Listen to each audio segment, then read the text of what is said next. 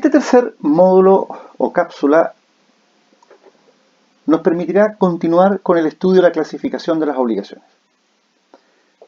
En la cápsula anterior nosotros dejamos o iniciamos el estudio de la clasificación de obligaciones civiles y naturales y quedamos en aquella parte que se nos preguntaba, oiga, ¿las obligaciones naturales son aquellas del artículo 1470 o hay más? ¿Qué es lo que decíamos nosotros?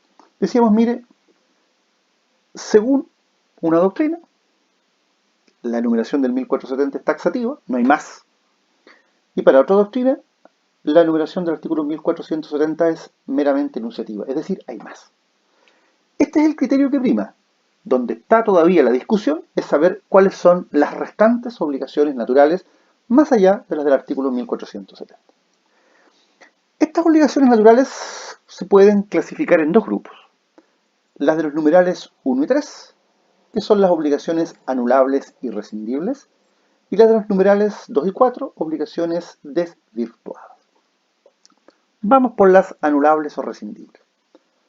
Ustedes recordarán, por sus estudios de Derecho Civil 1, acto jurídico, que la regla general es la capacidad. Toda persona es legalmente capaz, excepto aquellos que la ley ha declarado incapaces. Incapacidades que pueden ser generales o especiales. Dentro de las incapacidades generales están los absolutamente incapaces y los relativamente incapaces. ¿Quiénes son los absolutamente incapaces? Bueno, los impúberes, los sordos o sordomudos que no pueden darse a entender claramente, y finalmente los dementes. En cambio, son relativamente incapaces el disipador declarado en interdicción de administrar lo suyo y los menores adultos. Bueno, el artículo 1470, número 1, nos dice que son obligaciones naturales las contraídas por personas que teniendo suficiente juicio y discernimiento son, sin embargo, incapaces de obligarse según las leyes como los menores adultos. Es decir, aquí estamos en aquellas obligaciones que han contraído los menores adultos. ¿Quiénes son menores adultos? Las personas, mujeres, mayores de 12 años y menores de 18, y los varones mayores de 14 y menores de 18. ¿Cómo deben obrar en el mundo jurídico estas personas? ¿Representadas o autorizadas? Cuando no obran de ninguna de las dos maneras o formas, esas obligaciones pasan a tener la calidad de obligaciones naturales. Es decir, obligaciones que no dan derecho a exigir su cumplimiento, pero que si se cumplen, se puede retener lo que se ha dado o pagado. Por lo tanto, las obligaciones que contraen los incapaces relativos, los menores adultos, son las obligaciones de que trata el artículo 1470, número 1. También están las obligaciones del artículo 1470, número 3, las que proceden de actos a que faltan las solemnidades que la ley exige para que produzcan efectos civiles, como la de pagar un legado impuesto por un testamento que no se ha otorgado en la forma debida. A ver, este numeral nos presenta un problema. Si cuando la ley utiliza la expresión actos está comprendiendo solo los unilaterales o también los bilaterales. Doctrina, representada por Claro Solar y Udanovich, sostienen que se aplica a ambos, pues actos en doctrina es una expresión genérica y designa tanto los actos uni como bilaterales. En cambio, otra doctrina, de los profesores Abeluc, Alessandri, Somarrido y Ramos y Fuello, estiman que solo se aplicaría a los actos, es decir, los negocios jurídicos unilaterales, que como sabemos son aquellos que para nacer a la vida del derecho requieren de la manifestación de voluntad de una sola parte. Y ellos dan ahí argumentos para sostener que solo se aplicaría a los actos y no a los negocios jurídicos bilaterales, como serían, por ejemplo, los contratos. Y a este respecto dan, en definitiva, 5 grandes razones para entender cuándo estaríamos frente a una obligación natural del numeral 3 a partir de la premisa que solo se aplicaría a los actos. En cambio, el segundo grupo de obligaciones naturales está compuesto por los numerales 2 y 4. El 2, y este fue el ejemplo que utilizamos hace un rato atrás o en el módulo anterior, dice, las obligaciones civiles extinguidas por la prescripción. Nosotros ya sabemos que el Código Civil termina su análisis normativo con la institución de la prescripción. El Código cierra el análisis de todo lo que aborda con la prescripción y lo hace en forma conjunta la prescripción adquisitiva, modo de adquirir el dominio, la usucapión, estudiada el semestre pasado, y este año se va a estudiar la prescripción extintiva liberatoria o modo de extinguir acciones y derechos. ¿Qué significa esto? Que cuando se contrae una obligación, y por el carácter, como dijimos, temporal del vínculo, este no puede pervivir durante toda la existencia del individuo o de la persona. Y es por eso entonces que es muy importante y muy trascendente en este punto considerar que las obligaciones, desde que son exigibles, tienen un plazo para que puedan llegar estas a ser cumplidas y también tienen un plazo para que el acreedor pueda desplegar la batería de instrumentos a efectos de obtener la satisfacción de la prestación contratada. Pero hay una institución que de alguna manera busca que todas aquellas situaciones inciertas se consoliden, y esta no es otra que la prescripción, cuyo objetivo es la certeza o la seguridad jurídica. Por eso entonces, que si una obligación civil prescribe, esa obligación muta, cambia a una obligación natural. Ya no voy a tener acción para exigir su cumplimiento, pero sí voy a poder tener la excepción para retener lo que se me ha dado o se me ha pagado. Por lo tanto, aquí la discusión en este número está dada por cuándo nace la obligación natural. Si desde que transcurre el tiempo, o sea, solo transcurso del tiempo, o bien si es necesario que haya habido un pronunciamiento judicial que declare la prescripción. Para don Luis Claro Solar basta el transcurso del tiempo y sustentan la opinión contraria el grueso de la doctrina. La jurisprudencia se ha inclinado por la primera tesis, es decir, la sola circunstancia que transcurra el plazo de la exigibilidad de la obligación la transforma en obligación civil a obligación natural. Y a partir de ese momento no puedo exigir su cumplimiento, pero si el deudor cumple, tengo el derecho para retener lo que se me ha dado o lo que se me ha pagado. Ahora, hay una opinión de don René Abeluc, que la voy a leer directamente de la lámina, pero para que ustedes puedan reflexionar, que dice que aunque es más lógico concluir lo primero, es decir, solo transcurso del tiempo, ello choca con el inconveniente de que en tal caso el cumplimiento de la obligación natural se confundiría con la renuncia a la prescripción. Esto lo dejo solo planteado porque lo vamos a poder aquilatar y comprender cuando, estudiando la prescripción, veamos qué implica o qué significa la renuncia a la prescripción. Pero por ahora, guárdense que esto puede generar algún tipo de ruido en las obligaciones de orden natural. Y finalmente, constituye obligación natural las que se preceptúan en el numeral 4. Dice, las que no han sido reconocidas en juicio por falta de prueba. Para que no pueda, con eso me basta. Ahora, esto es interesante porque los juicios, ustedes van a comenzar en el futuro a litigar, pero ya lo deben saber claramente, que los juicios, el demandante puede obtener sentencia favorable o bien obtener sentencia desfavorable.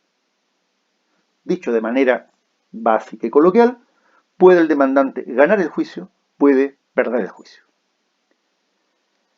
Dentro de las razones por las cuales se puede perder un juicio está el que no provee los acertos, no provee los presupuestos fácticos, no provee los hechos que señalé en la demanda.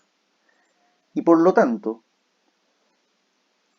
por un problema probatorio, mi demanda, mi pretensión va a ser desestimada. Por eso que es muy importante que ustedes puedan, cuando litiguen, probar lo que afirman, porque no basta hacer hermosas demandas, hermosas contestaciones de demanda, con un análisis profuso de los hechos, con doctrina, con jurisprudencia, si mañana, cuando llega el momento, el instante procesal de la prueba, no somos capaces de justificar, de acreditar lo que hemos afirmado en nuestros escritos principales. Entonces, ¿qué es lo que nos dice la ley en esta materia? Si ha existido un pleito donde se demandaba el pago de una obligación, por ejemplo, usted, señor, me debe 1.000.000 de pesos como saldo de precio de un contrato de compraventa de una motocicleta. Pero no logro probar la existencia del contrato de compraventa. En definitiva, no logro probar la existencia del nexo u obligación. Y el deudor obtiene una sentencia donde el pleito lo gana y donde no fue condenado a pagar el 1.000.000 de pesos. Pero además se requiere que esta sentencia favorable para el deudor sea por la razón de que el acreedor no pudo probar la existencia de la obligación. Si se dan esos presupuestos, esa obligación tiene el carácter de natural. Y si, no obstante ello, el deudor en el futuro cumple, bueno, yo no tenía acción para exigir el cumplimiento, pero sí tenía el derecho para retener lo que se me dio o se me pagó. ¿Cuáles son los efectos de la obligación natural? Bueno, pagadas dan excepción para retener lo que se ha dado o pagado por ellas. Hay dos normas que ustedes deben conjugar, artículo 1470, inciso tercero, con el artículo 2296 del Código Civil. Estas obligaciones pueden ser novadas, ya vamos a estudiar en su futuro la novación, pueden ser caucionadas por terceros, 1472, no producen la excepción de cosa juzgada y no pueden compensarse legalmente. Ya vamos a estudiar en su momento lo que es la novación, lo que es la compensación. Segunda clasificación de obligaciones. Obligaciones positivas y obligaciones negativas. Obligación positiva es aquella en que el deudor se obliga a una determinada acción. Por ejemplo, transportar al pasajero de Santiago a Buenos Aires. Pintar una casa. Defender un juicio. Operar. Construir un edificio. Acciones. O bien, negativa, aquella en que debe abstenerse de realizar algo que de no mediar la obligación podría efectuar. Por ejemplo, un acuerdo de confidencialidad. Cerramos un negocio y asumimos el compromiso de no revelar a nadie el contenido del acuerdo, del convenio, del pacto. Esa obligación es una obligación negativa, porque yo me debo abstener de contar, difundir el contenido del negocio jurídico. Que de no mediar esa prohibición, yo estaría en libertad de poder contarlo, difundirlo.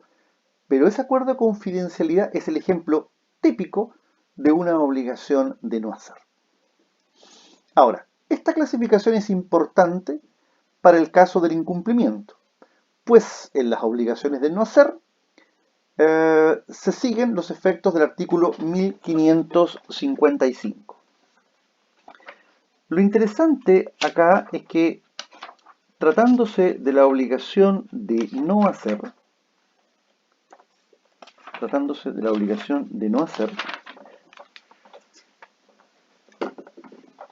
la ley claramente nos señala que toda obligación de no hacer una cosa se resuelve en la de indemnizar los perjuicios si el deudor contraviene y no puede deshacerse lo hecho.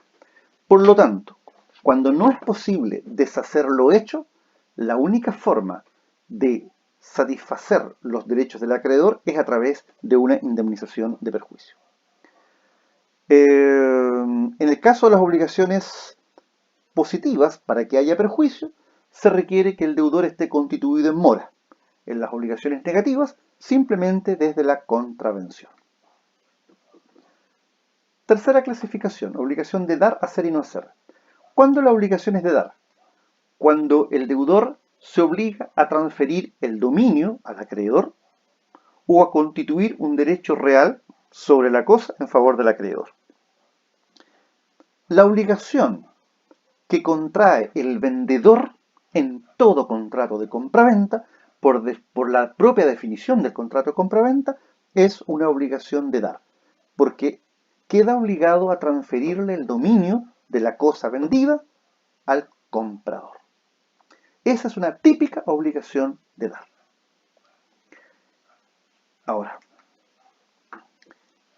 la obligación ahora de entregar es aquella en la cual simplemente el deudor asume el deber de poner la cosa materialmente en manos del acreedor. ¿Cuál es el ejemplo? La obligación que contrae el arrendador. El arrendador respecto al arrendatario es una obligación de entregar, pues se satisface, se cumple cuando el arrendador pone en manos del deudor, en este caso, cuando el arrendador pone en manos del arrendatario la cosa arrendada. No hay transferencia de dominio entre ellos, sino que simple desplazamiento material de la cosa de manos del arrendador a las manos del arrendatario. ¿Qué naturaleza jurídica tiene la obligación de entregar? La obligación de entregar, en estricto rigor, es una obligación de hacer. Sin embargo, para nuestro Código Civil, a las obligaciones de entregar se les aplican las reglas de las obligaciones de dar. Y ahí hay un conjunto de razones que nos permiten sostener lo precedentemente dicho. O sea, expresado de otra forma, la obligación de entregar es una típica obligación de hacer. Sin embargo, en lugar de aplicarle las reglas de las obligaciones de hacer, en Chile le vamos a aplicar las reglas de las obligaciones de dar. Y ahí están los argumentos para sostener lo anterior.